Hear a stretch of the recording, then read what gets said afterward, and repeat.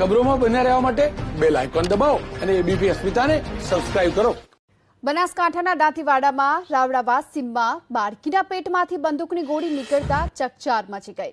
4 ડિસેમ્બરના રોજ બાળકીને પેટમાં દુખાવો થતા સારવાર માટે હોસ્પિટલ ખસેડવામાં આવી, જે બાદ ઓપરેશન દરમિયાન આ બાળકીના પેટમાંથી બંદૂકની ગોળી નીકળી। જો કે બાળકીના પિતાનો આરોપ છે કે દાંતીવાડા બીએસએફ કેમ્પ નજીક આવેલા ફાયરિંગ રેન્જમાંથી ગોળી આવીને બાળકીને વાગી, જેને લઈ આ બાળકીના પિતાએ દાંતીવાડા પોલીસ સ્ટેશનમાં જાણવાજોગ ફરિયાદ નોંધાવી છે અને પોલીસે આ સમગ્ર મામલે તપાસ શરૂ કરી છે। વધુ વિગતો મેળવીએ સંવાદદાતા વસંત આપણી સાથે જોડાઈ ચૂક્યા છે। વસંત, શું અપડેટ મળી રહ્યા છે?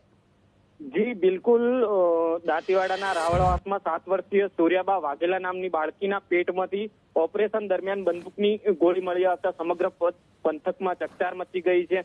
4 ડિસેમ્બરના રોજ બાળકીને પેટમાં દુખાવો પડવાથી બાળકીને હોસ્પિટલાઇઝ કરી હતી, ત્યારે બાળકીને સારવાર દરમિયાન ખસેડવામાં આવી, ત્યારે બાળકીના પેટમાંથી ગોળી નીકળતા સમગ્ર મામલે તપાસ શરૂ કરી છે।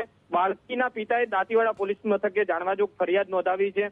જો કે દાંતીવાડા બીએસએફ કેમ્પ નજીક આવેલા ફાયરિંગ રેન્જમાંથી ગોળી આવીને બાળકીને લાગી હોવાનો તેના પિતાનો આક્ષેપ છે। સમગ્ર મામલે હમણાં તો પોલીસે જાણવાજોગ નોંધી અને તપાસ હાથ ધરી છે। જી આભાર આપનો આ સમગ્ર માહિતી બદલ। તો હાલ તો આ સમગ્ર મામલાને લઈ પોલીસે આગળની તપાસ હાથ ધરી છે।